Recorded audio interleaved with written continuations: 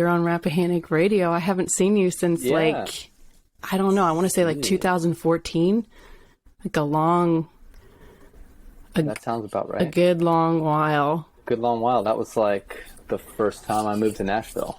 Yeah, I think you, because I just moved here. Okay, but you came up with Dave and your dad, and you guys were rocking out, and I just remember being like, "Oh my God, this is like." I was like a little bit intimidated. I was like, "Holy shit!" I was like, "Jah-see is like." I knew you could play, but it was like, it was wild. I'm so like, I love watching you do what you're doing and everything.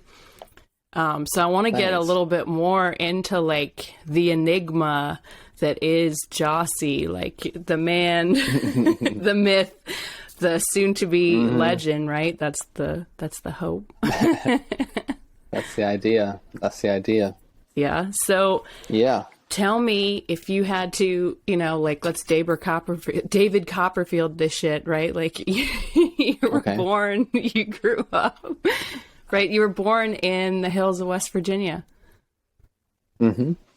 Yep. Yeah, and you grew up in the mountains in a cabin, pretty much. Mountains. So, yeah, I'm super connected to Rappahannock because my parents met in Rappahannock. Yeah. Yeah. So that like Rappahannock is my parents were both there in the early 70s.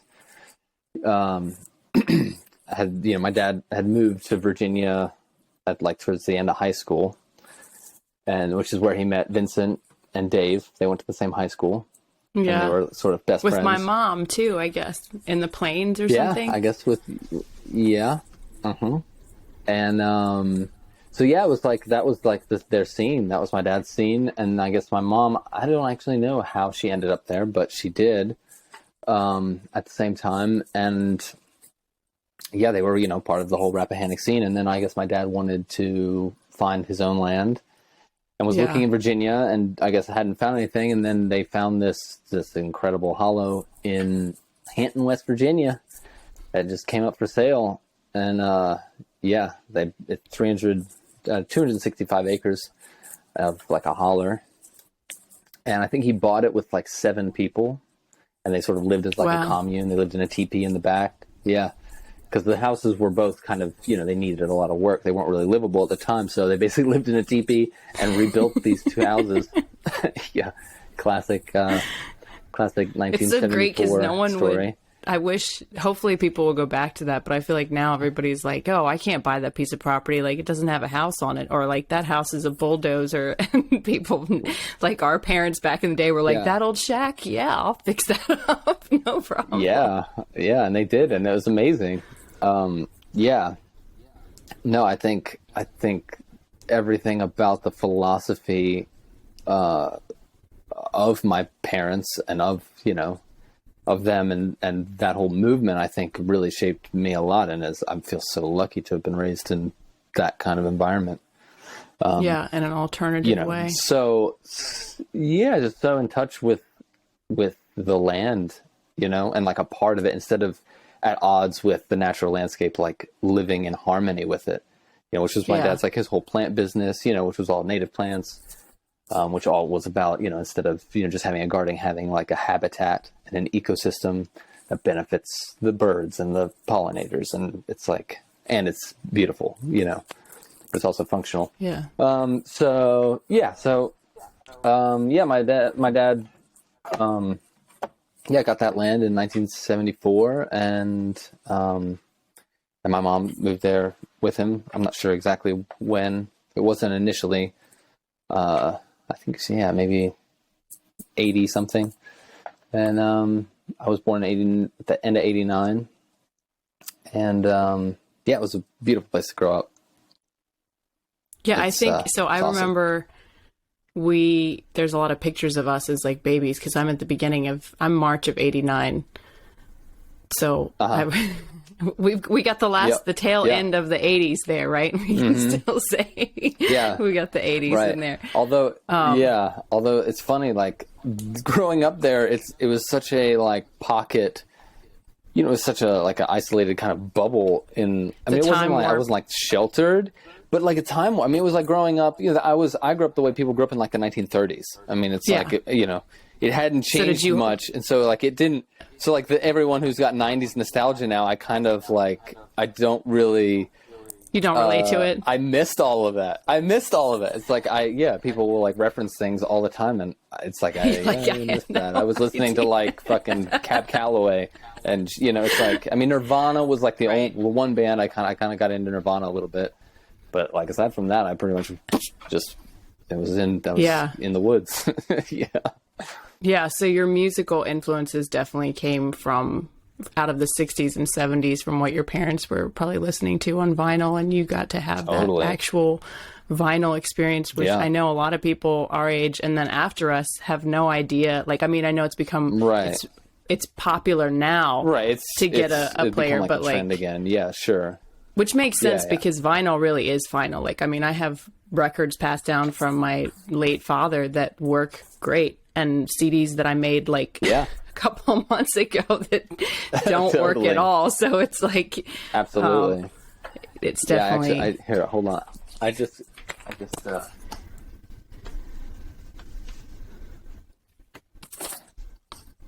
You got a new new piece. I do. Oh my God! Yes, I just got this in the mail yesterday, and so this is what comes out next Friday, the 27th.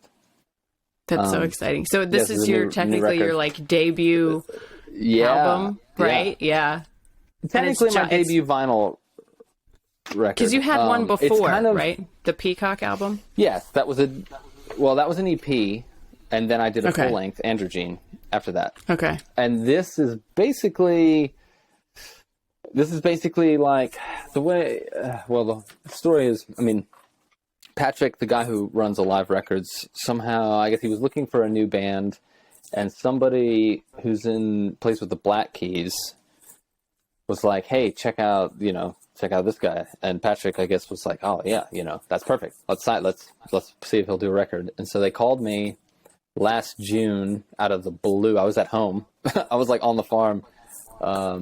And I just got a random phone call, and they were basically saying like we'd like to put out a vinyl record.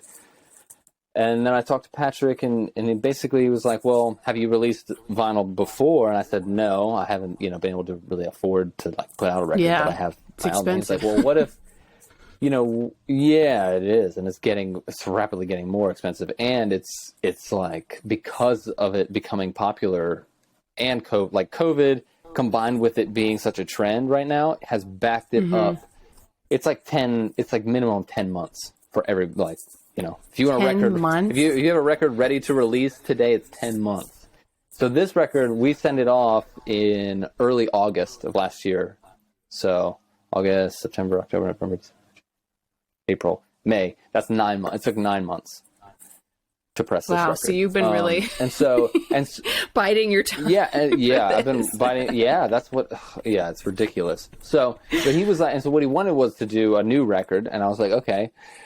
But then it was like, well, okay, we got to get studio time. I have to write a new record and stuff. So he was like, well, what if I just take, and I said I have some unreleased material too. So I have like these songs that are unreleased that I have, and I've also all the stuff I have released. So he was like, well, what if I just take my favorite songs of what you have released and put like 4 new ones in it and sort of it's kind of like a compilation sort of thing. And that way we can send that off to pressing right now because it's going to be 10 months before it's even going to come out anyway. So, and then he was like, it'll get worldwide distribution in record stores all over the world, and that will give it like a nice introduction, so that when you put out another new record, you'll already sort of cracked these markets with what you already have. So that's what we did. And that's why I was like, well, since it's like an introduction, I figured I might as well title it "Pronounced Jah-see," because I knew that if I didn't, the first question of every single interview or everything was going to be, how do we pronounce like everybody, So I feel like this just like knocks it out of the way so that I don't have to spend all my time pronouncing. Yeah. Sorry? What are some of the names that people like Gyasi or Gia? Oh God, yeah. Everything. Yeah, Gyasi. Gyasi is a pretty common one. It's pretty rarely Jah-see. Pretty much anything other than the way it's actually pronounced.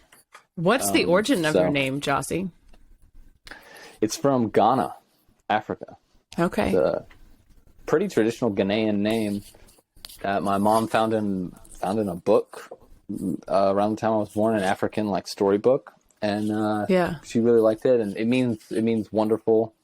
Just has a cool meaning, but it's, as far as I can tell, it's a pretty like traditional Ghanaian name that has not gotten out of Ghana. There's very few. Yeah. I've never met another Jah-see, and I've never heard of another. There's like there's one guy, Jah-see Ross, who has his music on like Spotify, and because he's like the only other Jah-see, our music, when I first put up like my EP and my record, it was like our music got put together. So it's like on like Amazon Music and everywhere, it was always like some of my songs and then some of this guy Jah-see Ross who did not sound anything like me, and I've been trying for like the last 2 years to separate our music, and we mostly have, but I think there's still some places where it gets like Tidal or something, some of those different streaming platforms that are harder to get in touch with. It's like still our music is like all lumped together. It's really funny. That's pretty funny. But you might be able to like seep into a different market that way that you never, someone could stumble upon it. I'll get some. Some I think neo soul fans. That it's be kind of frustrating. I get that. What genre would you call your music? I know that's an obnoxious question because you kind of span a lot of, like, you've done your homework, you study a lot of people. Right.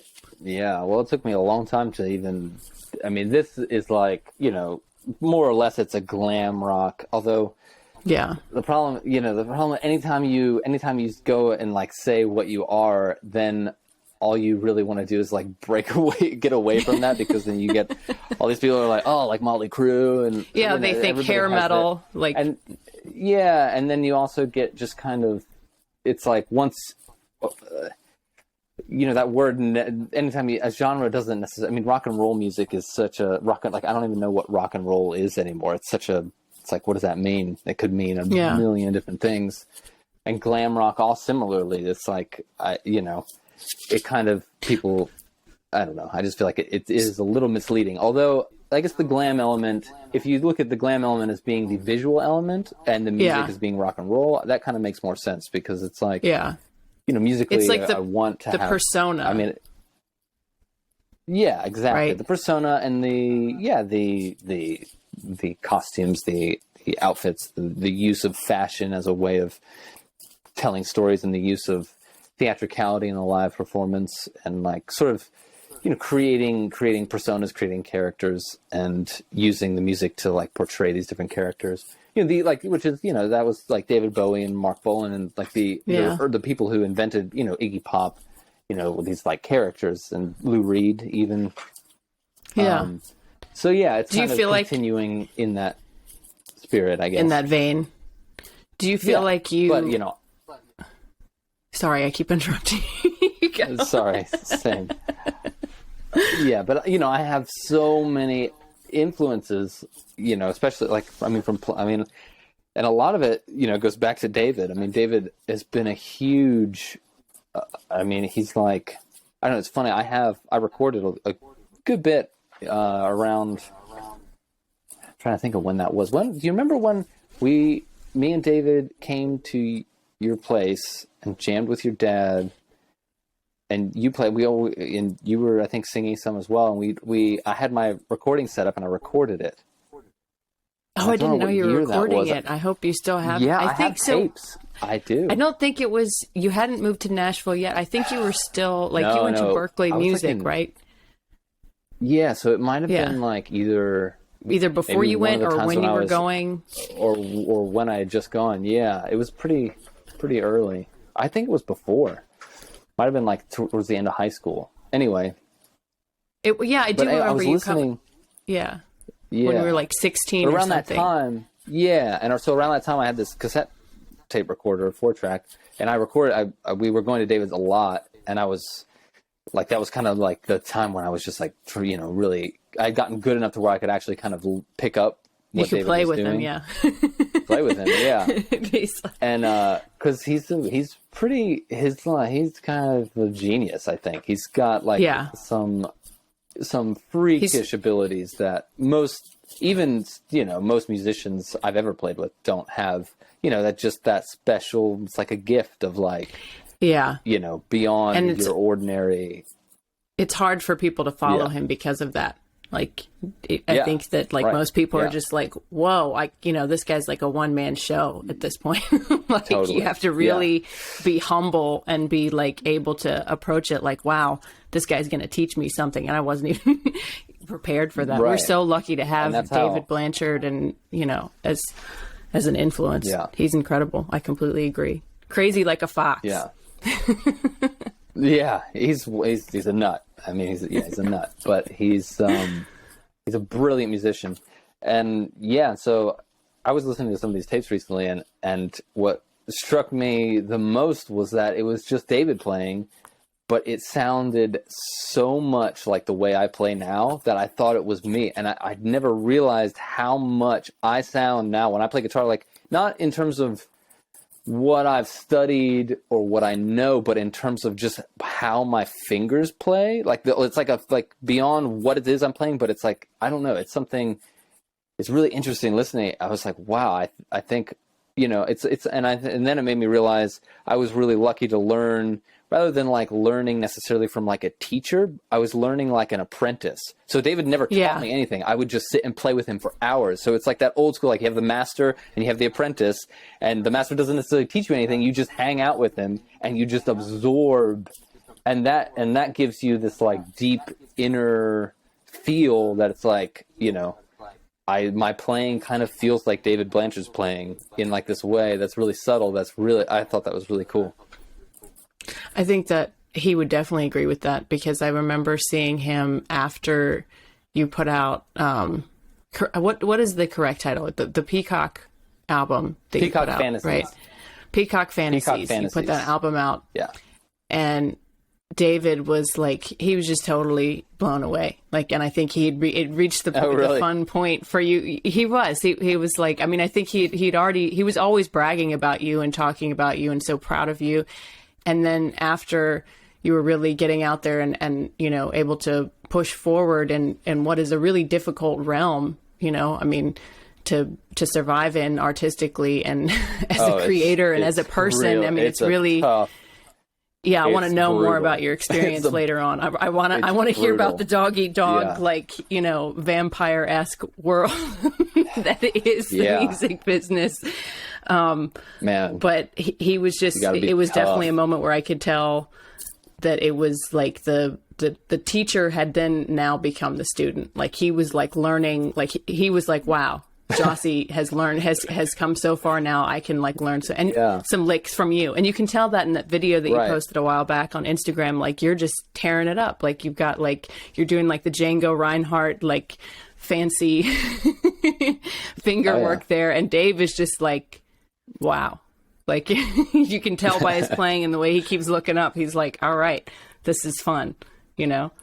But I want to know more about your experiences and how it's been, like how it's been for you since you moved to Nashville. And you're like, man, it's a lot. Well, I mean, I moved here at the end of 2014, September 2014, and I went on tour with another band. I mean, I was kind of, I was trying to find, you're trying to find your identity. And I had so many influences, I mean, I was playing this gypsy jazz music, which, everybody else who plays gypsy jazz, that's what they do.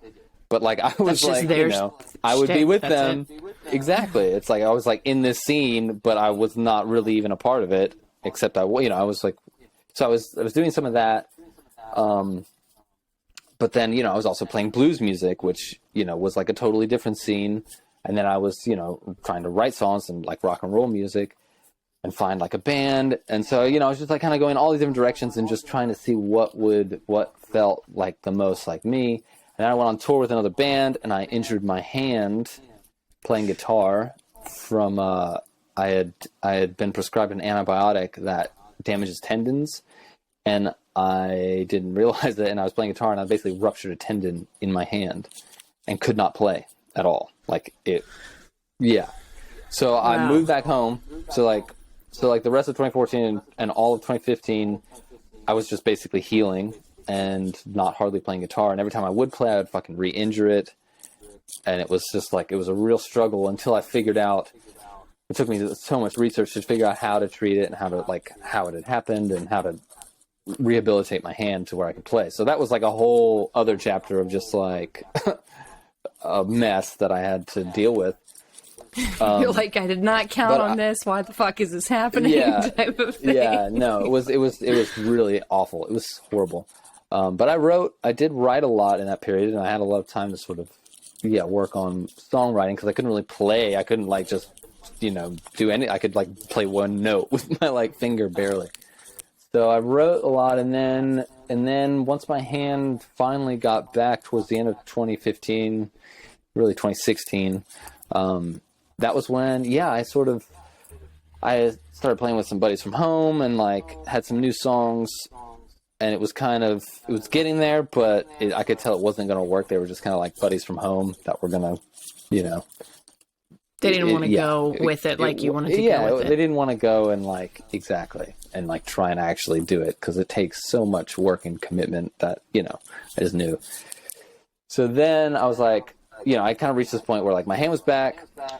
I had all these songs and I didn't have a band, and that was what I wanted. I wanted a rock band, but like I was like, okay, I can't just keep waiting. I'm just gonna make an album myself. So I recorded it all basically myself, which was like Peacock Fantasies and Androgyne. Those two records were basically done in 3 days of recording with an 8-track tape machine with this drummer from West Virginia called Ahmed Solomon, who plays on Mountain Stage. Do you know that show? Mm-hmm. Yeah. He's their like house drummer. So, and that was like, it was kind of finally it was sort of, finally I found sort of the way to combine all these influences into like a concept that worked, which was kind of the glam, which I was like, I guess I'm a glam rock artist. And it's like, so the personality of Jah-see was like birthed out of that, out of that injury and out of that. Yeah. And, so then I came to Nashville and basically had this music. So then it made it a lot easier to put together a band because I was like, hey, here's the songs. This is the idea. And so I started playing super tiny shows around town. And of course it was with people that were all in bands. So it wasn't a real band. It was like, they could play like 2 shows and then they'd all be on tour with their actual projects. And so it took a while for me to find a group that was pretty steady. And then, how does that work though? So you go to Nashville, the scene is kind of flooded with musicians, right? I mean, isn't everybody somebody there with flooded. A demo? So it's like, how did you even like break through that enamel? Well, I had played, a lot of it was, I had played in bands here. I had also come here in 2014. And so, so you knew some people, which is good. Yeah, and actually, initially when I came here, I lived with Nikki. Gyasi. Nikki. No, somebody related to Nikki, darling. With Nikki. Yeah. Yeah. Because I remember you were in the video in one of the Right. Yeah. So I met her and sort of she kind of introduced me to a lot of their scene, which was sort of an older Nashville scene. It was like, I was, they were all kind of doing like a rockabilly. All been there. Yeah, but they were just part of the Nashville kind of community in a pretty substantial way. So they by being connected to them, I kind of met a lot of people, and I met this guy Stone Jack Jones, who I ended up living with, who was an older guy from West Virginia, really cool, and he introduced me to a lot of people in the Nashville scene and in the industry. And I had toured with this girl, Kim Logan, and some of the members of that band, were good friends of mine who were great musicians. So, it was like, it was sort of yeah, you can, it's like it's a scene, it's a community. And that was the reason I came to Nashville, was because I knew there were a lot of people here that's what they want to do. They want to play music. And I mean, obviously a lot of them are wanting to do their own thing, or, people have all their different things, but, I was able to, find the people that, and find your tribe. You'd have a band. And you'd have a band that would like break up, and then you'd have this like amazing guitar player who was in that band that now the band broke up. And so then they'd be available to play and fill in for some shows. And then they'd be, and so you're like, yes, I gotta go snag this guitar player. Right. Yeah. I mean, that's how it is. Everybody's and that's a lot of the scene around here is still like that. Everybody plays. It's like, if you're a sideman, then it's like, you generally have room to play in multiple things. And then, if one of those things like goes on tour, or, gets to a point where you can just commit to one thing, then you will. But, even, I mean, my drummer does other projects, when he's not working with me, and, as long as I'm prioritized when I have stuff, it's like he's available. Yeah. But when we're not doing stuff, it's like he'll do other sessions and things. So it kind of, sort of, it was a good scene for that reason. So I was able to find people, and, and I mean, a lot of times I would book shows. I would just say yes to shows. And then it would be like, then I could call people and be like, hey, can you play this show? And that way it's like, if I had asked them before the show was booked, they may have said no. But if you're like, I have a show, I am playing, then people will say yes. So it's kind of just like, you have to just sort of commit to it and just be like, I'll figure it out. I'll find somebody. Yeah. And so, but in 2019, that was when we found Sam, the drummer, my current drummer. And I'd gone through probably more than anything, as every band for some reason. Drummers, it's like you always go through a bunch of drummers. And yeah, I had gone through a bunch of drummers, and we had been using this guy, Wes, who was like a session guy, like a much older guy who had, does session work. So he's like a studio pro, but not exactly like, someone who can commit to being like, a young rock and roll band. But it was a show he couldn't do, and he was like, well, I have this student who's been taking lessons with me who's pretty good. And it's this kid, Sam. And, he came in, and it was just like, that was kind of the missing ingredient of someone that just like, cause the drums are kind of the central part of it's the backbone, right? And it changes the way I play, like who I'm playing with changes how the whole thing sounds. Anyway, Sam, he's amazing. So he came in, and that solidified, and that's still the band we have now. Of course, 2019, and then 2020 hits, and 2021, where it's like nothing happened. The shit show. So with COVID and everything. So, but this year is good. So, yeah, as far as you had asked, I forget what the initial question was. It was more about industry things about Nashville. Well, yeah, we've had. Go ahead.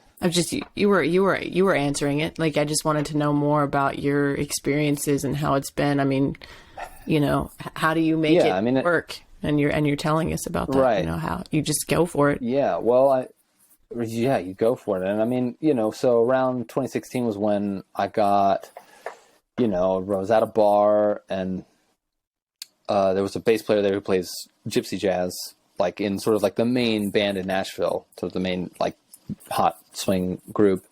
And someone introduced us and told him that I played gypsy jazz. And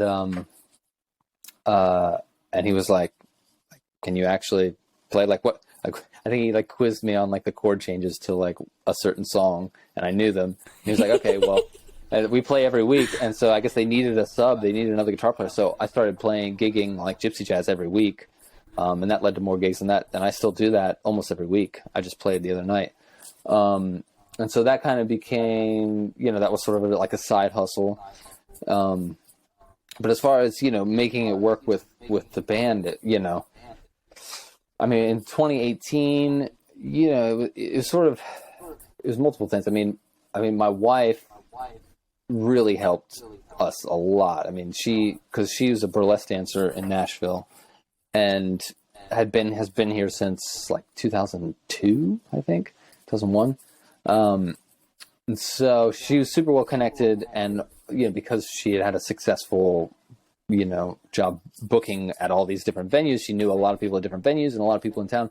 So she helped, get me on the radar of certain people booking things. And so that led to some better shows. Cause we were playing, we've played literally every terrible venue in Nashville. I mean, just about every one, and we were playing these, to, your four so you've had some yeah. Got a whole performance and then it's just underwhelming, for the Oh, totally. Like you guys kicked ass, but like you don't get the response. Sure, but how do you deal with that? Yeah, how is that? You have to just give it everything all the time because so like in 2018 we played a nothing show at this venue called The Basement, which is a legendary venue. It's a very small venue. They now have a bigger one called the Basement East. That's like a 600 cap, amazing venue, big one. And the basement's really great, but it's like, it's like, I think it's a 200 cap building. It's kind of in a basement. It's very small. There's no real stage. You're kind of still playing on the ground level. But we played a show there. Yeah, we played a show there, and the bartender, so Clay Bradley, who's like a huge Nashville executive, he's like the head of BMI. He's the grandson of Owen Bradley, who like recorded Dolly Parton and was one of the biggest producers of country music. He walked into the basement one time and asked the bartender, "What's the best band you've seen here, like in the last month?" And he was like, "I don't know how to pronounce it," but he found a sticker and he was like, held up my sticker. It's like, whatever this is really good. So, yes, the sticker came in handy, Bradley, right? Right, yeah. Yeah, got to stick those everywhere. But yeah, so then Clay like contacted me but it was a very classic Nashville, like the cigar smoking guy, like, "Hey, Ken, I'm going to make you a star." And so then it was like, he took me to co-write with all these. I mean, Clay, he was a guy who certainly had that power, but it's like, I'm such an anomaly in a lot of ways to what the music scene is, I mean, I was kind of surprised, but also, it's like, I don't know. It's that thing. It's like, it's a really tough business. It's a tough business. And if, I think a lot of times they'll find artists and like, if they think they can kind of mold it into something that they can market properly, they'll do that. So they'll put you with all these co-writers who write hit songs. So they put me with a couple different songwriters who had written country hits. And one of them was the guy who wrote for Kings of Leon. He wrote a bunch of Kings of Leon's hits. I don't know. I feel like some people work in that environment. If you don't have that much of a vision and you are like a really great singer, if you're like a singer, but you don't really have much of an artistic perspective, I think that could work great because you have someone who's a better songwriter write a great song that you can just sing. But it's like, you're a creator. I sing my songs, but I'm more. Yeah, it more has to do with this whole thing, and so these songs just didn't feel. We wrote these songs and they just didn't feel right. I don't think they were that great. I mean, I got some all right things out of it, but for the most part, it just kind of didn't really work. And then Clay had Dan Auerbach come and see us at a bunch of shows, but it's like nothing happened. Basically, it was like, it's like you get like what you think is like this huge break because it's like Dan Auerbach's, people are looking around, it's like, damn, Dan Auerbach's like here to see Jah-see, and all these things. And so, at that show where Dan Auerbach was to see us, yeah, and so it's you call everyone. You're like, oh, guess what? I had a meeting with Dan Auerbach, and it's like, but then you realize, and then everyone's like all excited, but then like nothing happens, and then it's just kind of like. So now I don't really tell people about anything unless it's like definitely happening. I've learned, you keep that because it's easy to get excited. People talk. It's easy to get excited, and it's easy for people to tell you, we're going to make you a star, but it's like, unless we all get lucky together, or because a lot of people don't know, even people in the industry, they don't know what's going to work really. So mostly what they do is they just put their money on whatever's already working. Generally, it's pretty rare for an act to get signed to a major label or something to happen without at least going viral somewhere, because it's like, okay, if it goes viral on TikTok, okay, everybody likes this, so we know we can put money on it. Or it went, you have a YouTube video that's got a bazillion views, something, and I haven't had that yet. I haven't had that thing. And so, when people come in, they think they need to mold it because to get that thing, which, it hasn't really worked for me too much. I just did a co-write last week, actually, which was okay with, but anyway. But was it a co-write like in that same circumstance? So I guess, what I'm hearing from you, it was a little bit similar.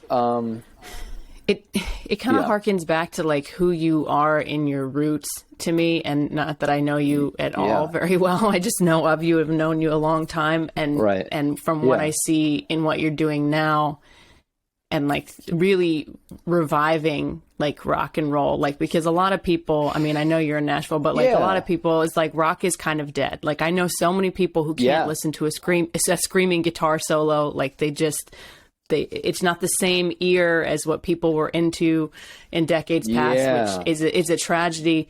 But also that whole persona of true like rock and roll kind of has to do with like with like fuck the system. And it's for you to go into like a studio and be groomed in this way that doesn't resonate with who you are as a musician. It kind of just doesn't work. Like it's a fake. It doesn't work. It's a fake potion. Like you go out there and you create your own like magic on the stage, because that's who you are, like resonating from your soul. And I feel like that's like what a true rock star, like obviously you're hugely influenced by David Bowie.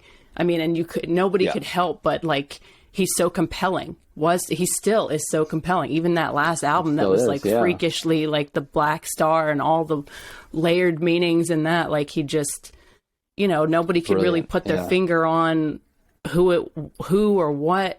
Like it's just, you just know that there's something there. And instead of having that formed like, in a studio by some guys, like you said, smoking a cigar, being like, this is gonna work, it's like, it seems like your path is like, I'm gonna cut it from the raw, like not go this other way. Absolutely. And it's at a certain point you need those guys. You need the cigar guys at a certain point, like, because to me it's they have the connections. For me, and for me to do what I want to do, it's like I need a certain level of fame, of success in order to create more, in order to have the resources to do what I ultimately envision. What do you ultimately envision? Just the level of the production and the show and the music and the music videos and just the art world, just to make it more and more immersive and more interesting and expansive. Your own realm. Yeah. And everything, because that they help you with, I can help you with all these different aspects of the industry, but and touring the world and being able to do it on a global scale. That's so exciting. So you really, you're like, you want to have that. You want to have like the superstar. I mean, you already have it, but like you want that at you're like, get on a jet today and go to Japan and do a show. I do. Yeah, I do. But not for an ego. I want that to as an artist, as a way to make art and share art, because I think a lot of people want that for the wrong reasons. Because fame is so glorified in the culture. Everybody wants it for they want it. They want to be famous for being famous. It's like, what do you do? Why are you famous? Like, and a lot of people don't do anything anymore to be famous. They just are. But it sounds like you want it for the platform, for the artistic platform, because your voice can be heard, and you can actually, do what some of the great people that, we grew up listening to that are from the 60s and 70s, like that inspire greatness. Yeah. And that music. Yeah, I've been thinking about that recently. I don't necessarily think of myself as being like a retro I don't know, I don't like that word, like, you know, vintage style or something. I mean, yeah, it's not really how I think about it. I think what it is that's so inspiring is just that art and the brilliance of that work, and the layers of meaning in it, and the recordings, and just so many things about it that are just things that I love. So, and to me, it's like this high, you know, if that music, I mean, there are, you know, I mean, like with the White Stripes, I think, you know, are probably the, you know, one of the few modern bands that I'm hugely influenced by and inspired by. Yeah. It's brilliant art. So, yeah, I think it gets put into like a weird, it gets pigeonholed oftentimes as like, and I apologize if I'm doing that, I'm not meaning to, but like that 60s, 70s, like vintage retro. Totally. But I guess because when you hear like, you know, like EDM or something like guitar solos. Yeah. Right. Yeah. Like they replaced, like I remember my dad, and I've said this in interviews before, but I haven't said it to you. So I'll say it again, because I think you would really resonate with it. I remember, and he was a big Who fan, not the biggest, but he liked the Who. But I remember we were listening to, what is it, Baba O'Reilly, and he's like, "Do you hear that?" And I was like, "Hear what?" And he's like, "Stop, listen to the synth, that synth right there." And I was like, "Yeah, I love it." And he's like, "That killed rock and roll." He was like, the synthesizer, like totally. I mean, nobody wanted to go back, like which is, I mean, a hybrid of that is cool, but like it totally morphed into like it did, you know, this other realm. And then the 80s got all like, I mean, they started marketing music, started branding music. I think before that, it wasn't really a thing. And so I think now when people hear like true rock and roll, it's hard for them to not go, "Oh, this is classic rock," instead of being like, it's just rock. Like it never dies. It's just totally. Yeah, no, that's very true. So I apologize if I was accidentally pigeonholing you in that. Like... No. And I mean, everybody does, you know. I think, you know, to me, it's just more the way I think about it is more just in terms of like the spirit and the, you know, the subtext of what is going on in that music and what makes it so great, and wanting to capture that, versus, trying to like replicate I don't know. Yeah. Like a certain sound, but certainly you've been employed to do that in some ways, right? You've done like those David Bowie shows, which you completely nailed. Which ones? The recent, I don't know. With like you're like, which ones? I don't know. There was something on your Instagram story, and it was like a whole. I think it was a fashion show. It was a really cool setup. Oh yeah, and you were doing Rebel. Right. And we did a cover. We did Rebel. Yeah. That was a fashion show that the designer, he's done some clothes for me. He's a local guy and makes some really cool stuff. And he's a huge Bowie fan, and he had us play for a show, and he was like, we always end the show with Rebel because it like fits. It's like our, you know, fits their whole ethos. And I was like, well, we can totally play that. Like, absolutely. Yeah. So that music's like in my blood, I guess. In my, you know, it's sort of, I've absorbed it so much that it's like, it's just kind of what comes out. But I'm still creating music now, and creating in a context of like how I feel now, and also in context of what, you know, where we are. And I think, you know, going forward, I don't know. I mean, I'm trying to find this. I've been trying to like recently writing. It's like trying to, because Billy Corgan came to a show from the Smashing Pumpkins. He came to a show of ours like 3 weeks ago, and I talked to him for a while after the show. And his advice was to sort of, it's like, you know, I guess because it is such a 70s thing, it's like, okay, well, you can either be like the darkness and be like sort of a shtick, or you can find a way to modernize it.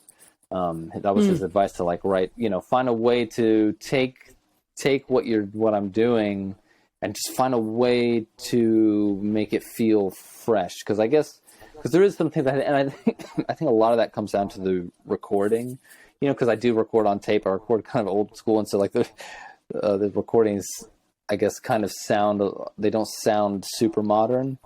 And so I think that's something I want to work on, I think, for the next recordings is just maybe trying to make the recordings have this energy and a slightly more modern sound, even if the music, you know, is still the music I write, which I don't know. I mean, yeah. That sounds like great advice. But do you feel like like what you're doing now also isn't working? Well, that's the thing. It's in some ways it is. I mean, I don't know. So the show that I told you about that Dan Auerbach came to, Dan Auerbach was at that show at the basement, tiny little place. And I guess he passed. He was like, okay. But there was another guy from LA at that show. I mean, this was like a small show. It was like not that many people there. But there was this guy from LA who owned a club called Sayers Club in LA, which became sort of a legendary LA music venue because it was like super small but super like posh club, like bar, with a really nice state-of-the-art stage, but it was like 200 people max.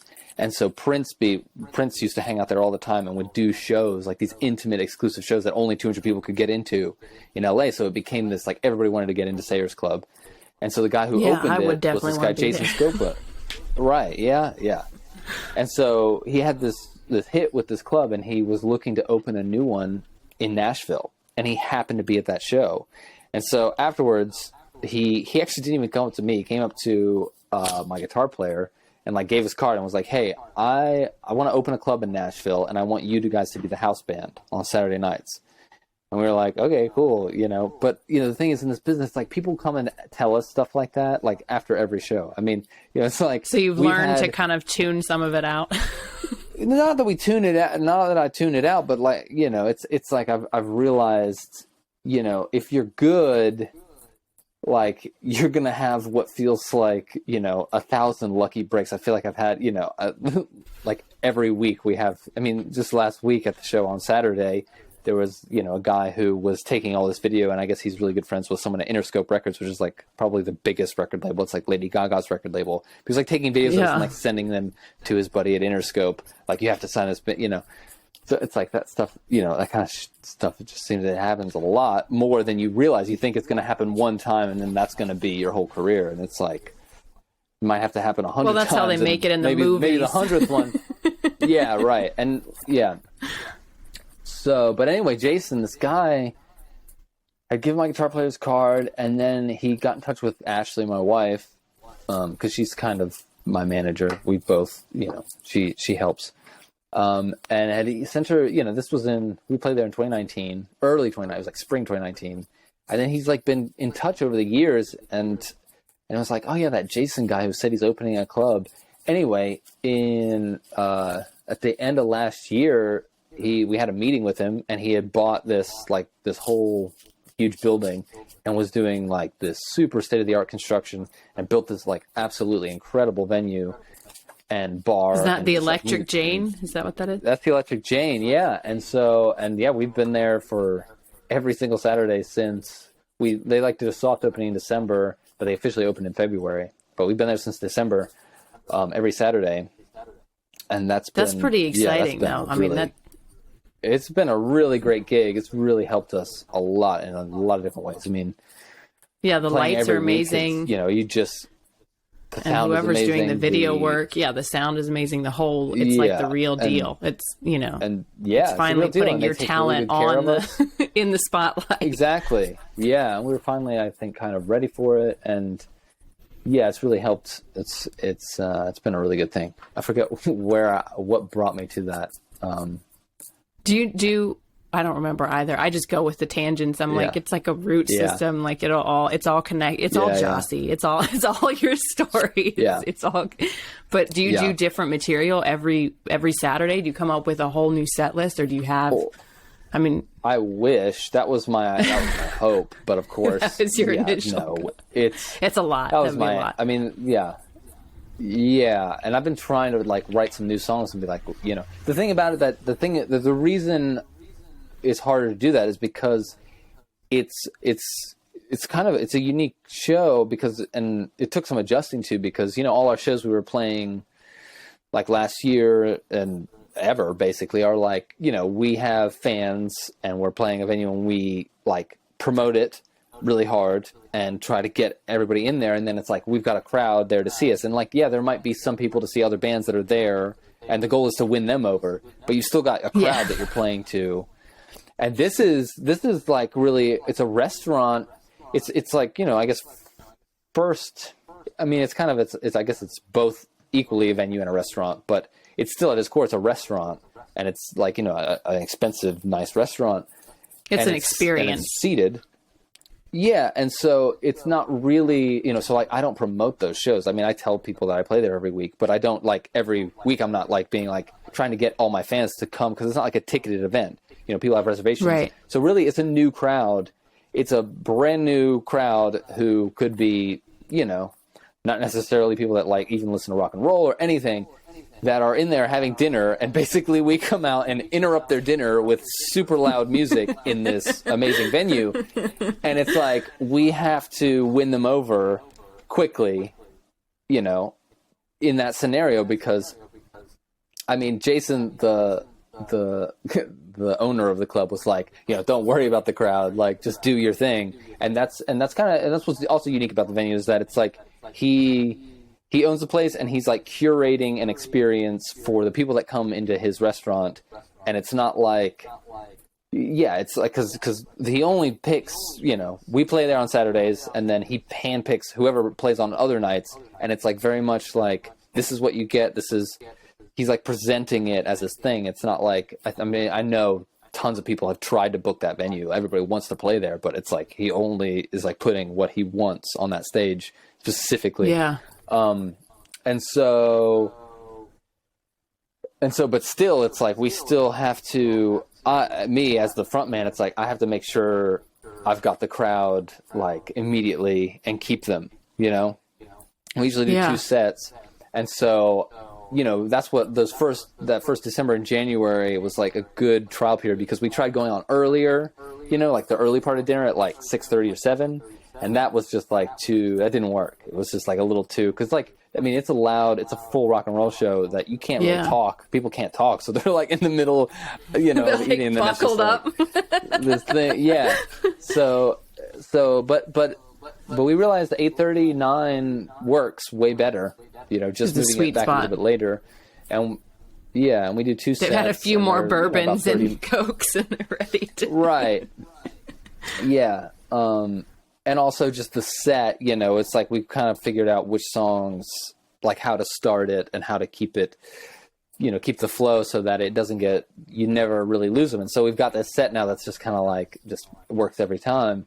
So it's hard. And it changes a bit, you know what I mean? But usually like the entrance and exits are the same, because, you know, it's like we come in and like we're there, and then we kind of bring it down, and then bring it to a big finale. And like, you know, and I think a lot about that. I mean, even when I'm writing songs, that's like a lot of what I'm writing now. It's like, okay, I want a song that feels like this in the set, in a live show, because it's like, I want like, I can feel what is lacking, you know, and what, so you write for what you need.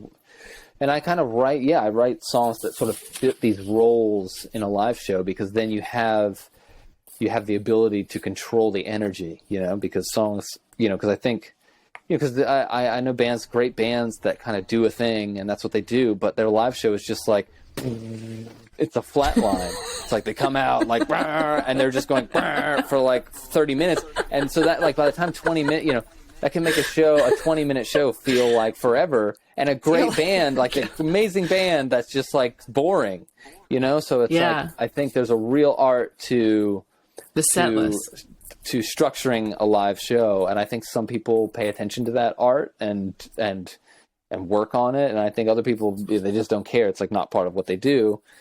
But most of my, you know, favorite bands, you know, understand that. And also, and from a theatrical side, you know, I think paying attention to that energy and understanding how it works, you can really create an experience like in, you know, that really makes people feel like they've been sort of taken in and taken over here and like brought down here and then like exploded up. And so you feel like you've been through this experience by the time you get to the end of the show.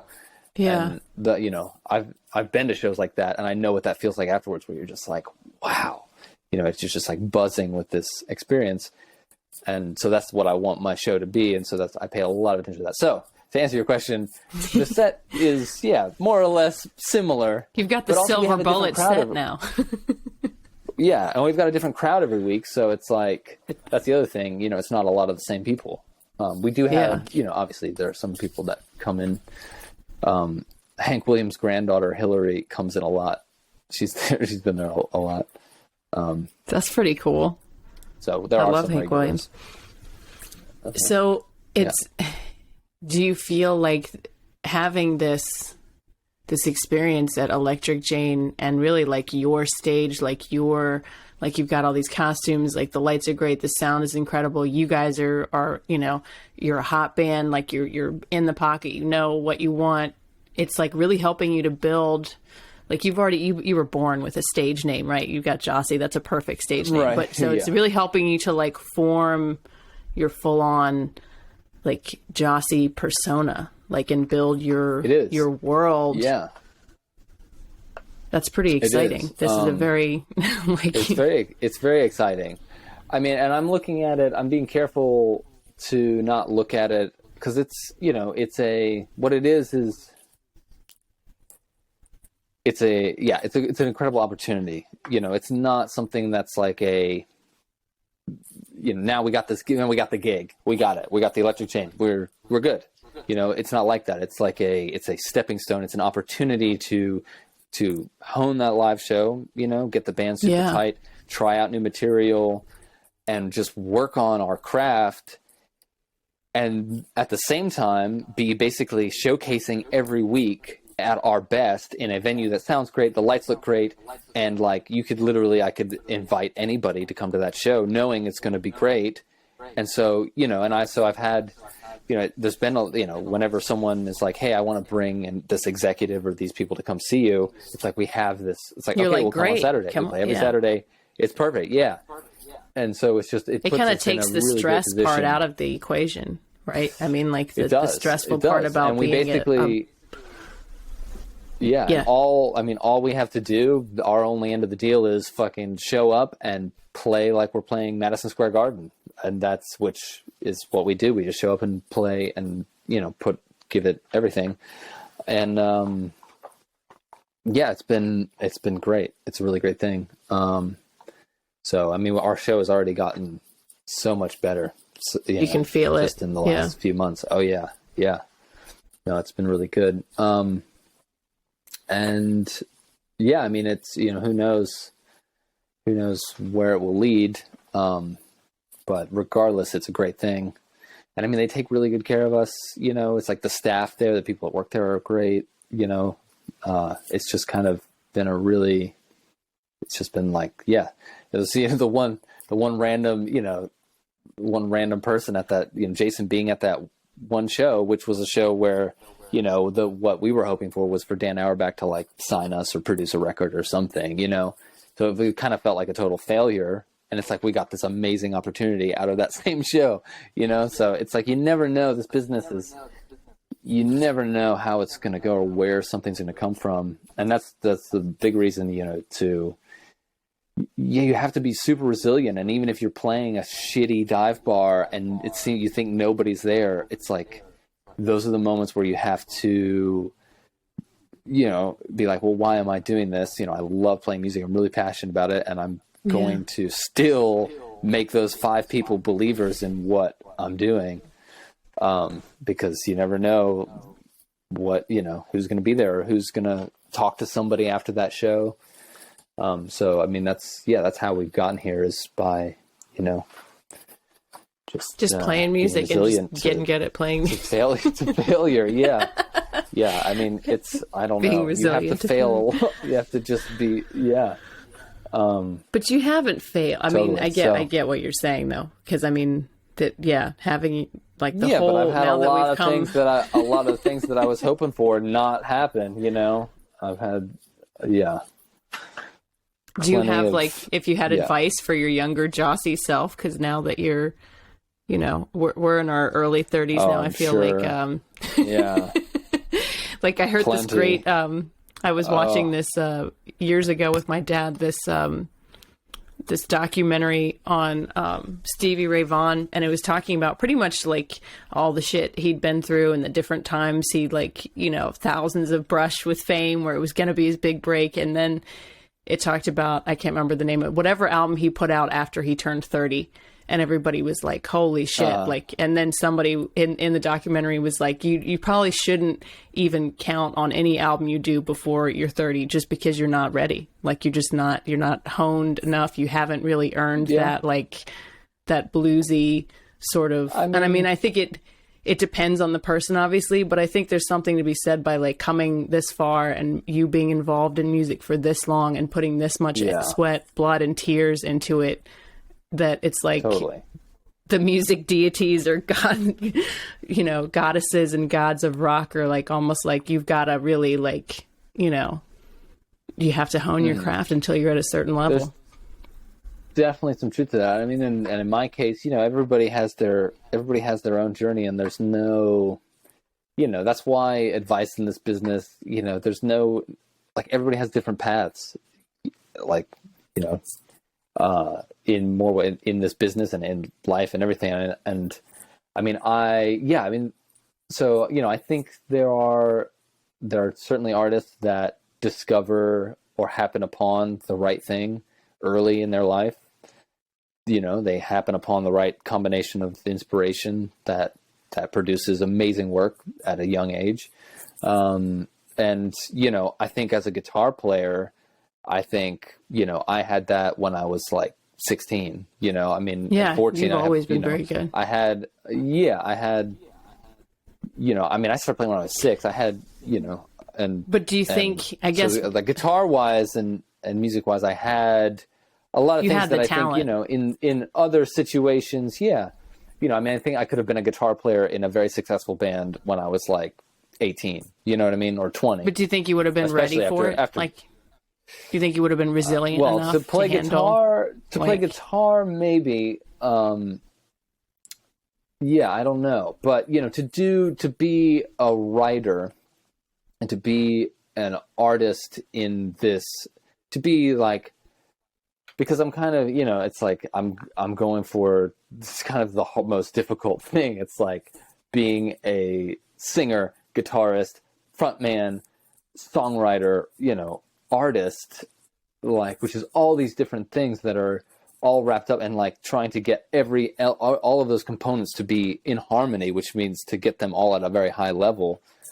I think, you know, took me longer than I expected, and a lot of just doing it over and over and over again until, you know, but I mean, I think, yeah, I mean, so for me, like, yeah, the guitar playing, I think has been at a very high level for a long time, but I think the songs and, you know, the presentation of it took me a while. Yeah, it took me a while. You know, I mean, yeah, it took me until I was basically 27 was when I made all those songs and sort of got to that point. I was like 27. But I also, you know, I had this hand injury when I injured my hand when I was 23. So actually it was in 2013, not 2014, as I said earlier. I was 23, and basically I couldn't play full out again until I was 25. So it's like I lost 2 years there. And so it's like, yeah, I don't know. You know, I think some of my younger advice would be, you know, at around that time when I was 23, I was basically playing in, I was just I wasn't very focused on doing my thing. You know, I said yes to a lot of gigs, and I also I wasn't very protective of my like energy, and I was like really into blues music, and so I was really curious into like occulty things and like mysterious things and voodoo, and like, you know, interested but in like a naive way. So I kind of did you go down the crossroads? Got myself into situations and into yeah, and it's like you know, I think that's not something you need to be you need to be messing with, you know, if you don't if you don't really know, if you're not part of voodoo culture, you shouldn't be messing with voodoo. So there were some things that I was involved in when I was younger that kind of bit me in the ass. There's yeah. Tell me more about this. Can you share? Do you mind sharing a little bit more of this? It's pretty. You've got so many fascinating stories, but this is definitely intriguing. Someone is an esoteric fan myself, so. Yeah. Well. Yeah. I mean, I guess I was just drawn. I have a very.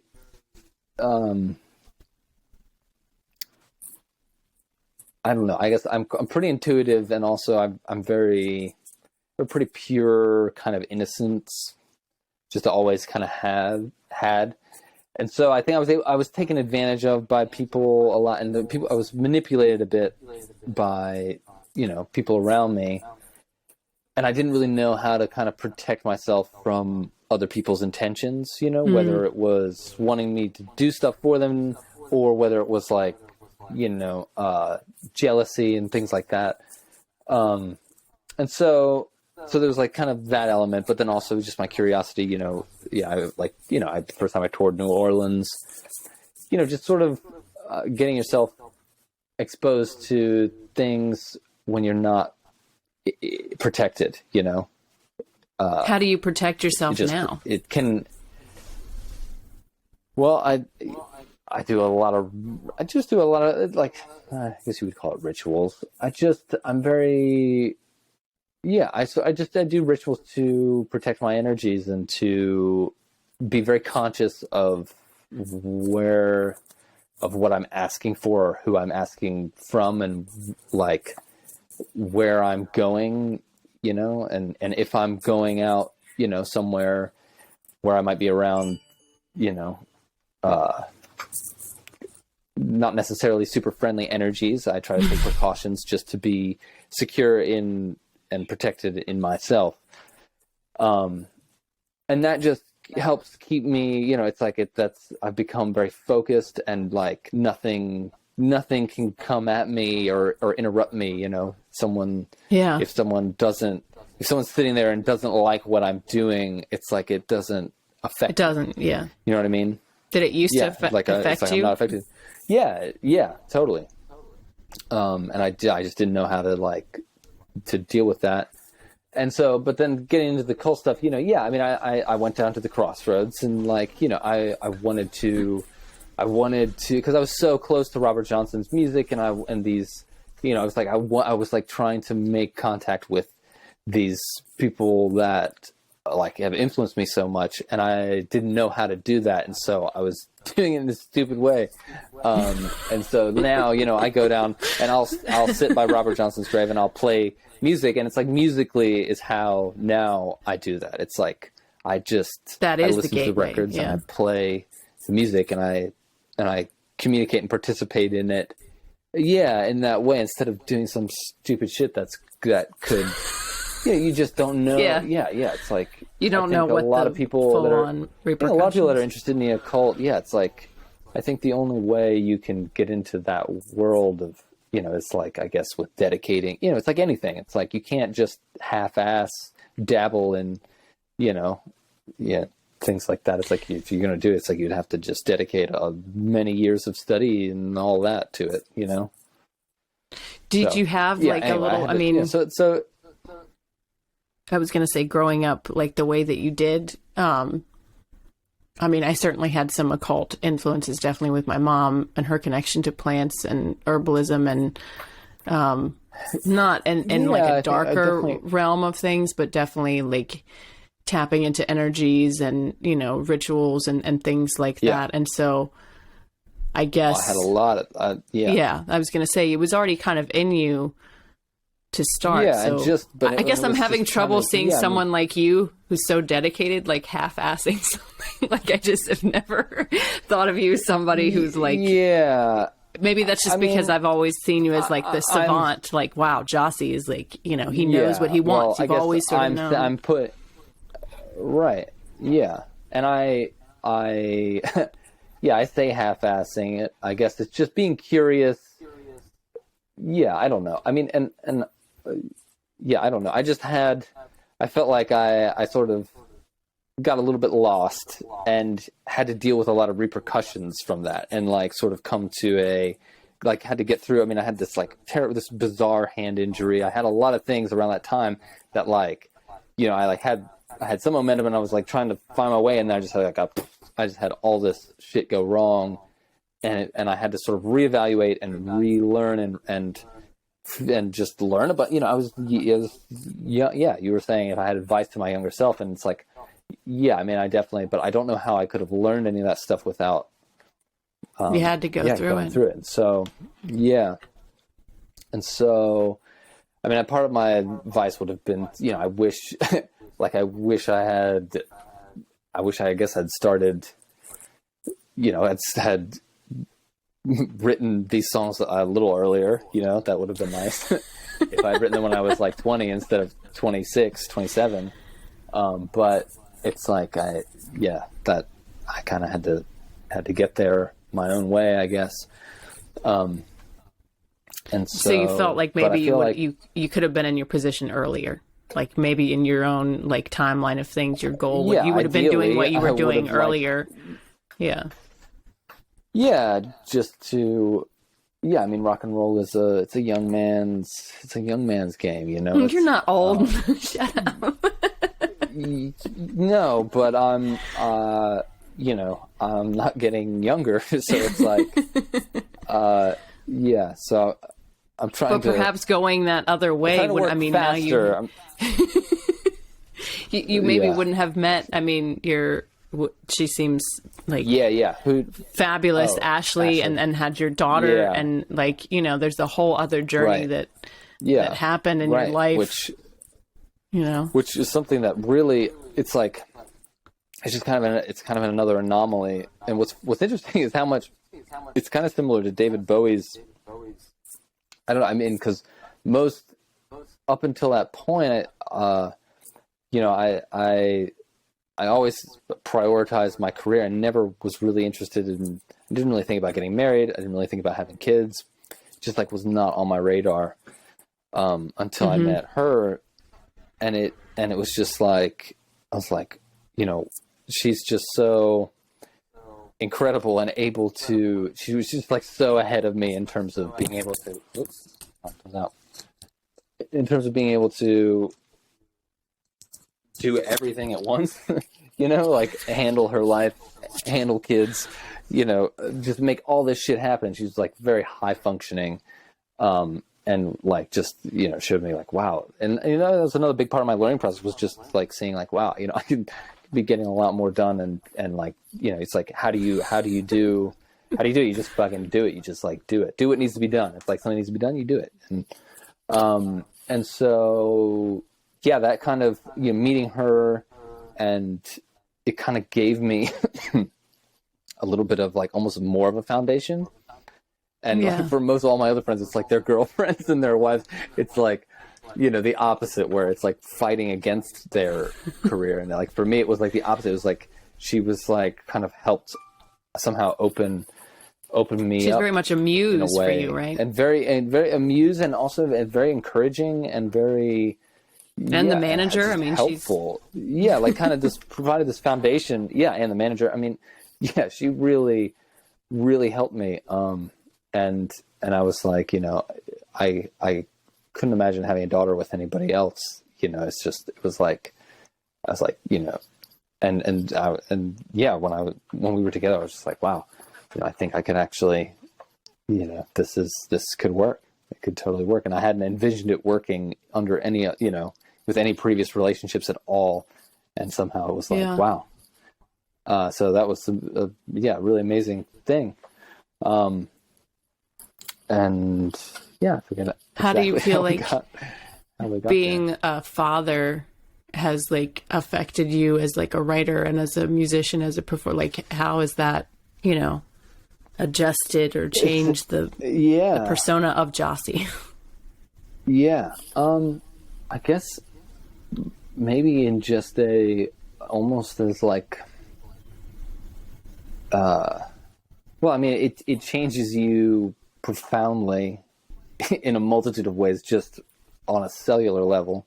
Yeah. Which obviously affects everything. But I think in terms of my music, it's almost like it's given me a little bit more of a confidence and a drive and a, like less ego, like more like, okay, I don't know. 'Cause like, and this is part of the thing of like other people's ideas, people, I think I had, if I wasn't in a super secure place, like our shows could be like, I could be like a great front man, or if I was like feeling insecure, it's like I would just like kind of fold in and not be unable to tap in and be Jah-see and like fucking, be it. It was like, it would only happen if I was like in the right stars were aligned. And like, I don't know, now I've become just like, it's like, I don't allow my insecurities or my anything. It's like, there's more important things. It's like, I'm out here, I'm an artist. If I want to do this, I have people that depend on me to do it. And it's like, it just kind of, it took it to a maturity of like, I'm an artist. This is what I do. I'm a father. And like, I'm not going to let myself get in my own way anymore, I guess. If that makes sense. You're like, I don't have time for that shit anymore. Yeah.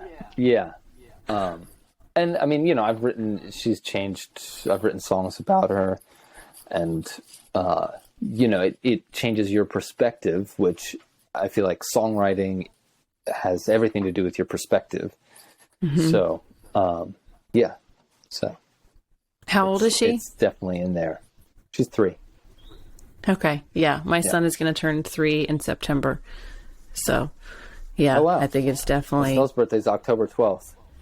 Okay. Yeah, so about a year, yeah. Yeah, that's cool. Yeah, I would definitely speak to that creatively, that it brings out a whole nother level of, like you said, like kind of takes away from the ego, but it gives you it replaces it with a substantial confidence that's like, I don't have to worry about that other shit.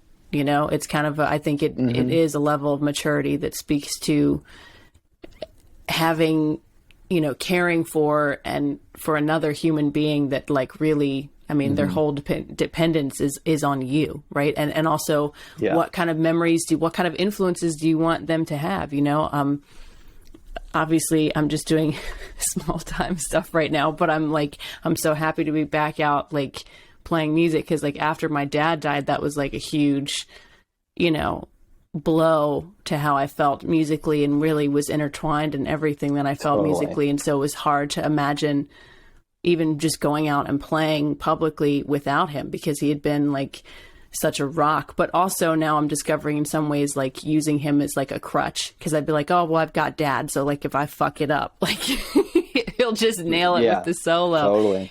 And then also kind of running away from like my sort of like what you're saying, standing in your own way. Like I was sort of running away from myself, and like I would kind of be like, oh well, I'll have a backup plan in case something doesn't work. And like for me, music right now is just, I want to be able to play and express myself musically and be able to make money off of that. And I know plenty of people who are like, if you book enough gigs, like, yeah, it's rough because sometimes you play to like 3 people, but it's like, I still get to do that instead of like work an awful office job.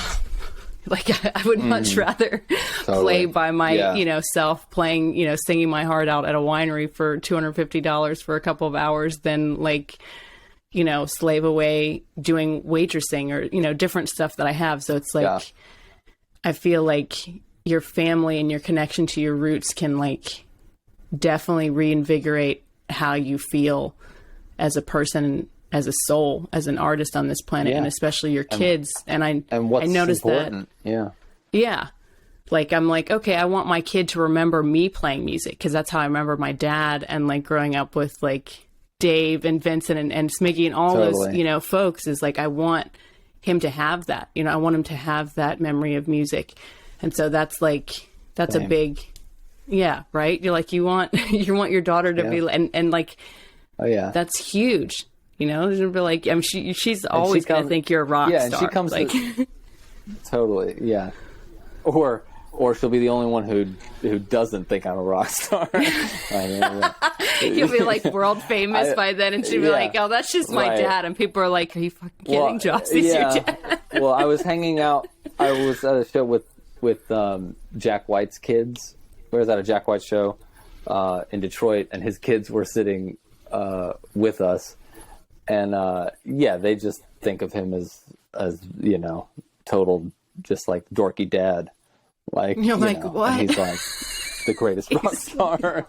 Jack White. Yeah, so it's funny. It's right. So that was funny. But I take her to sound check a good bit, and it's like, and I practice. She into it. She totally love it. Right? She wants to come up and play guitar. Oh yeah, she has a piano. She'll bring her piano in and jam along on her piano. I love it. Oh, awesome. I'm gonna get her a small guitar soon. She wants one. She's asked. So I think she's just at a point where her hands are big enough where she could at least make some sound on like a little ukulele. So I'm gonna get her. And past like the age where they're just like pulling it. You're like, right. Oh. Yeah. Yeah. It takes a certain amount of physicality. Yeah. Yeah. I definitely want music to be. But her mom, we went on tour in 2018 when Ashley was pregnant. She was 7 or 8, I think 8 months pregnant. Yeah, September, because she gave birth in October. So she was 8 months pregnant. We went on a big tour to New York City, and Ashley was like right in front, and so like all this sound, that right baby was hearing our shows. Yeah, she was definitely hearing my music before she was born. And she was already on the road, so she's a road baby for sure. That's awesome. So do you think that you would take them when you go? When you do go, I know you're going to go. I can. Yeah. When you start touring, like you guys have a tour planned? Yeah, we're going to Europe for a month. Nice. When is that? Yeah, October 13th to November 13th. So this year we're going to Europe, which is, I just found out like last week that it's going. I haven't got the dates yet, and I know we're going to France and Spain, but I don't know where else. But it's a month, so we'll probably go to England. We probably might go to Amsterdam. I don't know. That's very exciting. So I think So we're trying to figure out now how we're gonna, because Estella, that's the thing. When a band is first touring, it's like guerrilla, even if it's at a decent level, it's still pretty guerrilla.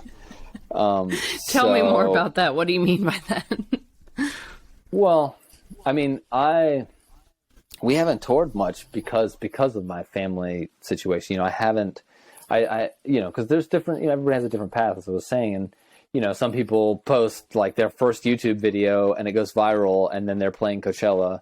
And then like other friends of mine have been in a band for like 11 years, touring for 11 years straight, touring in a van for 11 years. And like they've gotten, but it's like they're still, if this is Coachella, they're like, they've come for 11 years. They've like gone to like there. And it's like, okay, that's good. That's good. But it's like, that's tough. And so, I think if you're like 22 and it's like you and your two buddies that can get in a van and like drive across the country like all the time, that is a great way to build your career. Me in my situation, that's not something I can just do. I can't just lose a bunch of money and spend all my time gone on the road. So it's like, if I'm touring, when we have toured, it's been very strategic and it's been very planned out and very like, okay, this is worth doing. We're going to get, we're not going to lose money. We're at least going to break even, hopefully make some, and we've always made at least some money, but and so Europe, it's like something we wanted to do for a long time, but until now, it's like, now we've got a touring agency that is like putting it together and making it so that it's an actual thing. But it's still, even being a decent thing, it's not like we have, a tour bus. We've got a van.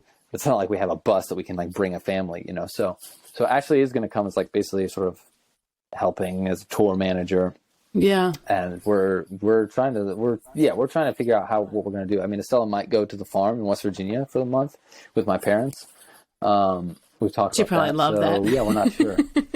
Oh, she loves it. Yeah. And I love it for her. I mean, the farm it's the best place for a child that age. It's just, I mean, we have a great backyard, and I try to, to give just get her into nature, into everything. Yeah. But it's not, there. It's just like this endless wonderland of stimulation and learning and growth that I think is so good for her every time we go there. Absolutely. And then we're touring in August. We're going up to playing a festival in Appleton, Wisconsin, and then touring up through Louisville, Chicago, Indianapolis, Cincinnati, Bowling Green, Kentucky. Yeah, we're playing. Got like a nice, 11-day run. That's awesome. Obviously, with the festival, it's a little bit different for the setup. But for you guys, now that you're so used to having your really sweet, electric Jane setup, for this tour here in the States, and then when you go to Europe, are you guys going to have lights, like a whole show set up in that way? I'm curious how how you're going to run your performance aspect. Yeah. Well, I wish. Yeah. I mean, I wish we could take Alex. Alex is the guy who works at the Electric Jane. He worked at House of Blues, LA for years, and he does both the lights and the sound at Electric Jane. And it's he knows us, we're dialed in, and he's amazing. Yeah. So he knows all the cues, the high points in the song. Right. So that's what I was saying earlier about needing a level of fame in order. It's okay, if I'm making enough money and enough people are coming, I can bring Alex. So that means we're going to have the best sound and the best lights. It's the show gets better, things like that. So no, we're not bringing a sound man, and we're not bringing a lighting guy. So but the thing is, these shows are at a level at venues that are at a level where there will be a lighting guy, there will be a sound guy. So I make set lists, and I basically I write out everything I want in very probably more detail. Most bands, they just show up and plug in and they're whatever. But I basically have cues so that not always is it going to be, you're going to have that. But if there's a lighting guy who's okay, great, a cue sheet. Okay, cool. This is easy. And then they'll do it. That's, it's helpful for them. And same with the sound guy. It's okay, I want this song benefits from slapback reverb on the vocal. This one is really big and reverby. This one's dry. It's you give them all that. It's I mean, I mixed my album, so I know how it needs to sound. Exactly. And so so for these, it's basically just preparing yourself and the band to be as efficient, self-reliant, and to sound as good as possible as the band, so that in any situation, hopefully the sound guy can't mess it up too bad, and being resilient to sucking. But so for these shows, and also set list wise, that's part of the thing I was saying earlier too about what I'm writing. I think there's a few places in our set where if I had some more expansive songs, and I wish I was a better piano player. I write on piano and sort of clang out chords, but I don't have the muscle memory to be able to really sound like I'm playing piano. I was ding, ding, ding. Eventually you will. And I want to I either want to get better enough to where I can at least get through it, or I'd like to get a keyboard player at some point. Cole, our bass player, we have a few songs where he will play the bass by hammering on, and then he'll add keypads, strings. It's a synth, but it sort of sounds like a mellotron. But he's really doing them at the same time, which is really cool, and it works really well on those songs. But it's such a subtle. It's not something he can actually play. It just adds sort of a nice effect and fills out the sound. But I want piano. So I'm trying to write some songs that are more piano based, and I think if we can get that in the set, I think it will. Because we've got a lot of high energy, the punch in the face, rock and roll. Yeah. Got the full on rock and roll. And we have a few moments that are more cabaret. We got a song called 23 that's has a very kind of cabaret moment, and very theatrical, which is really nice. So I think we're really close to having sort of, the ultimate show and having enough material to sort of build different set lists too. That's something I don't want to play the same set every night. I want to be able to change it, I mean, that's one thing, like, so with your album coming out, you said next Friday, right? Mm-hmm. Right, the vinyl, the full album. And you've released some, like Sword Fight, and I think, a couple other tracks off there, but the full album is going to be available on all streaming platforms and for people to purchase the vinyl. Yes. I want to ask you, by the way, where that photo was taken, but where is that photo taken? That's, I think you can kind of see, it's like, I didn't know they were going to be colored until I got it. It's nice. I had no idea.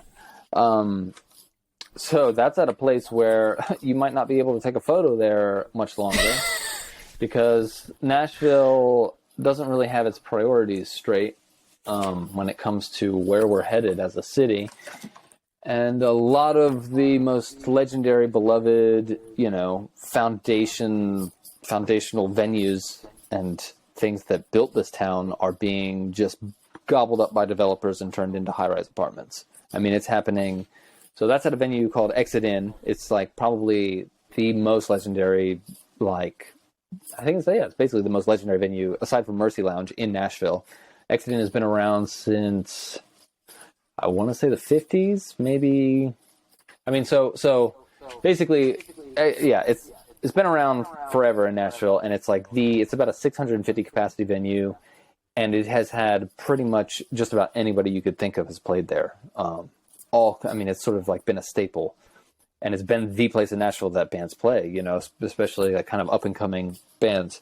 And, it has the rich history, and it's in a part of town that has sort of, it's in this old part of town called Ellison Place, but a lot of the whole area has basically changed all around it. But Exit In is it's still there, still this venue that's been there, and they still have awesome music play there, and it's kind of this like Nashville institution. And some good friends of Ashley, who are now friends of mine, own it. And, they have had to fight for years to keep people from trying to buy it. And unfortunately, I think the story is that their lease is up at the end of this year. And the owner of the building, so basically the owner of the building put it up for sale. And the owners of the venue were like, hey, we run Exit In. We would like to buy it. And for the price.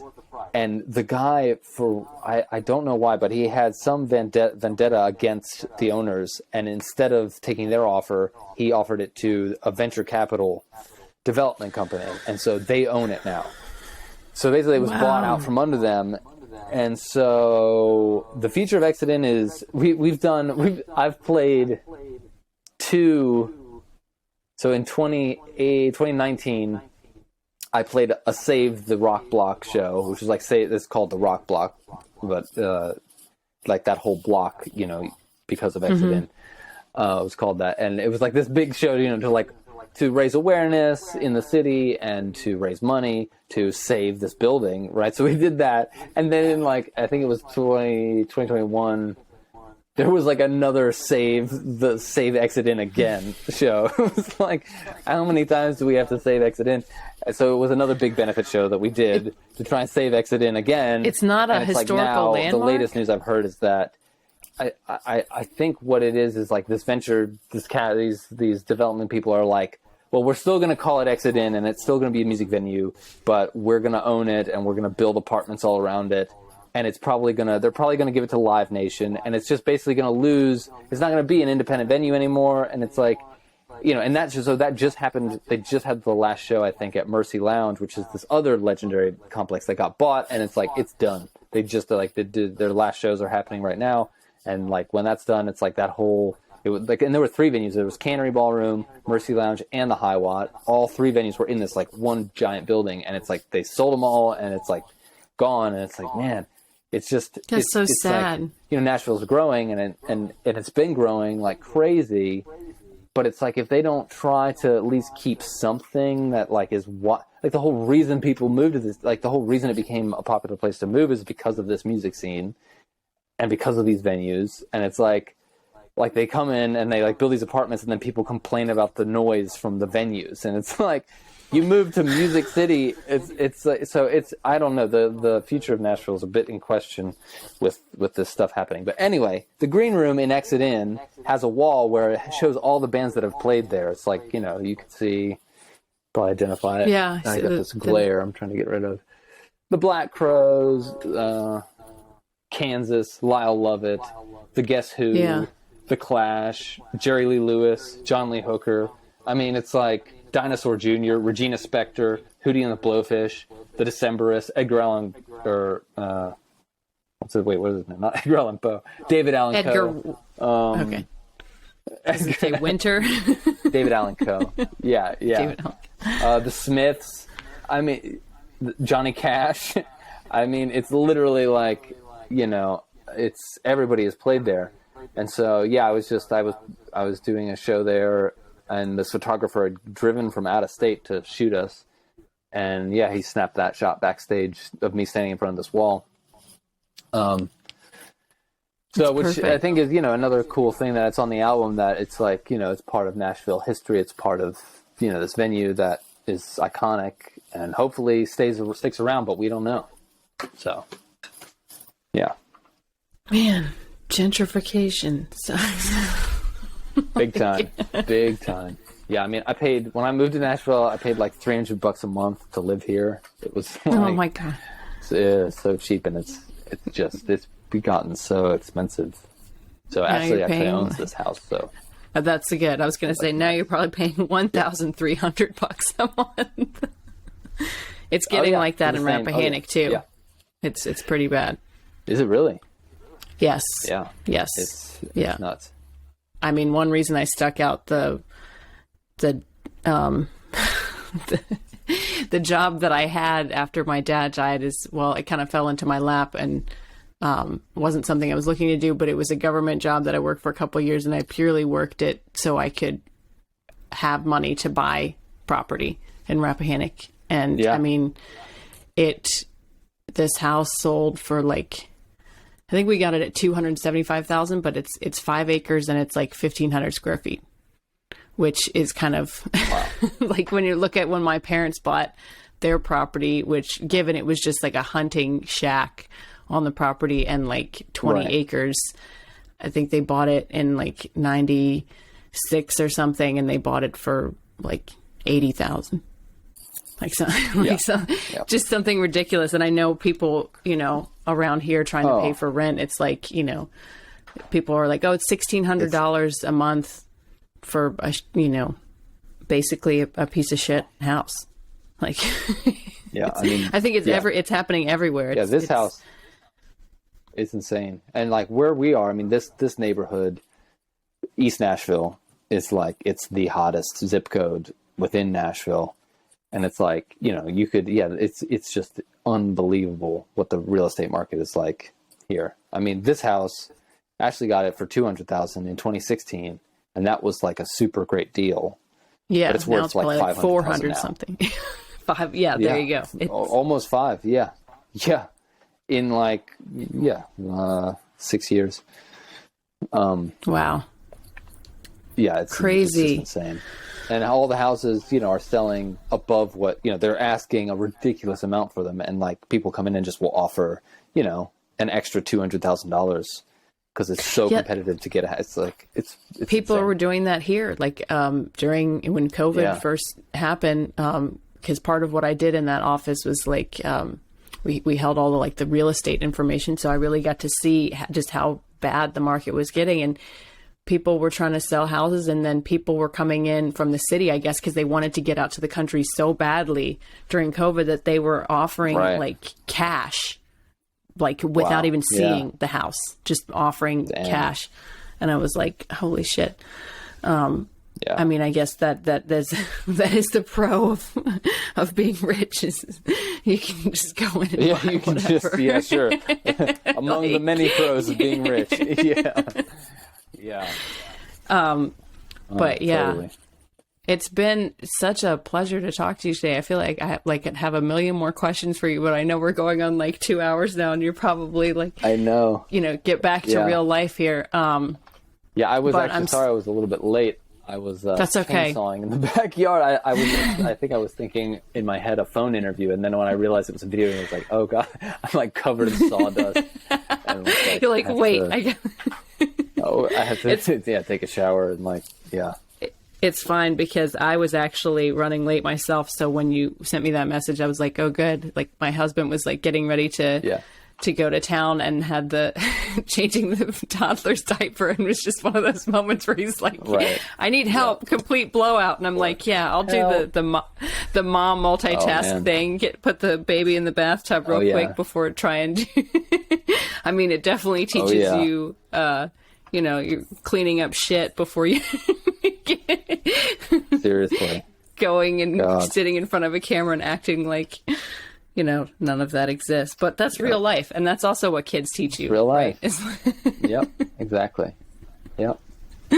But I'm so Beautiful excited thing. for you and your tour and your it was your album, and hopefully you know you'll come back to you'll come up. We need to like, I don't know how Dave is feeling these days.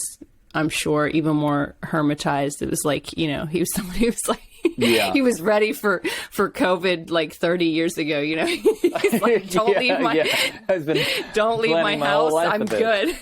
Yeah, I was born for this. Yeah, no, not much has changed for him at all. But we need to get. I need to get up there big time. Yeah. I haven't seen him in years. I haven't seen him in a little while. Yeah, it's been a while. I guess, was I there in 2019? It was either 2019 or 2018, I think. Yeah. Last time I was there. And then before that, it had been a while. Yeah, not enough. I really miss playing with him. And I want to record it more. I've got all these tapes, you know, I've that I'm just kind of sitting on that. I want to either just like set some time aside and go through them and like, you know, record them all digitally and like just put out an album, like just so that, you know, especially people in the Rappahannock community, you know, can listen to him because he's just, you know, I have captured at least some great moments of David, you know, being David and being brilliant. And I would like to get some more, you know, before it's too late, you know. Yeah, I mean, I completely agree. Recorded.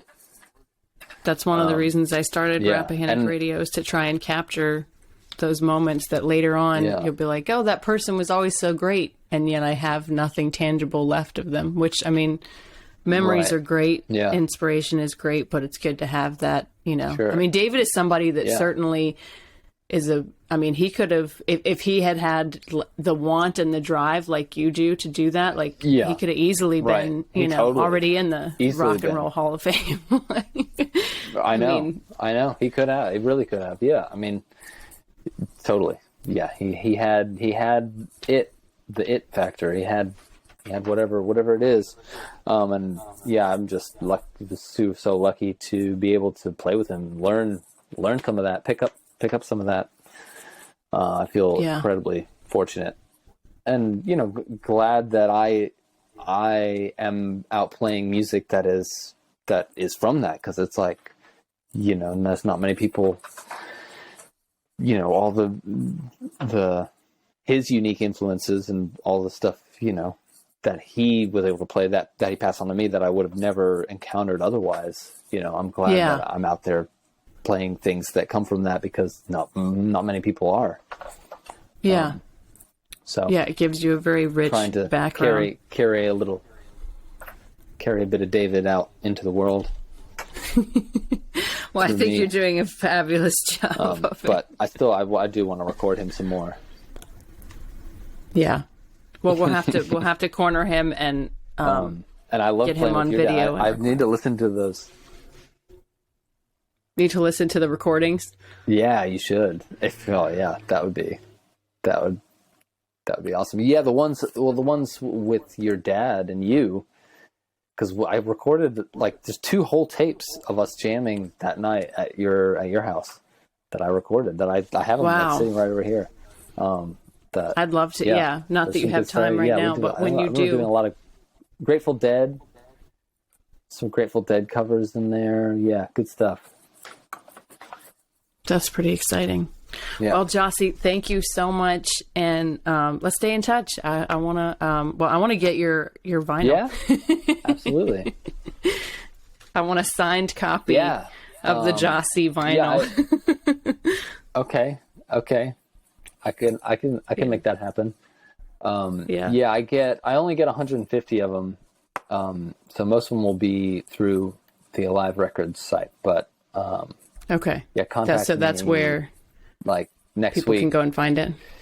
Yeah, but you won't be able to get a sign. You won't be able to get a signed one through them. So you'll have to, just I guess send me a message and we'll figure that out if you want to sign one. Because yes, I do. Before your next, your 1001 big break. You never know this this next one. Right? Yeah, you never know. could be the moment, and then I'll be like, God, I'm so glad I got Jah-see on. Yeah. Oh well, you'll be able to get to me anytime. But yeah, I think this year, there's definitely some. I think we're at we've got finally everything. It's in place, and we're going to Europe, and I think Europe is just for this kind of music. I think it's going to be really great. They're going to be super responsive. So. Yeah. So can't wait. Excited. All right. Good stuff. Cheers, Gyasi. Take it easy. Keep all right. rocking Cheers, out. Kaya. Thanks. So nice talking to you. You too. Bye. Bye.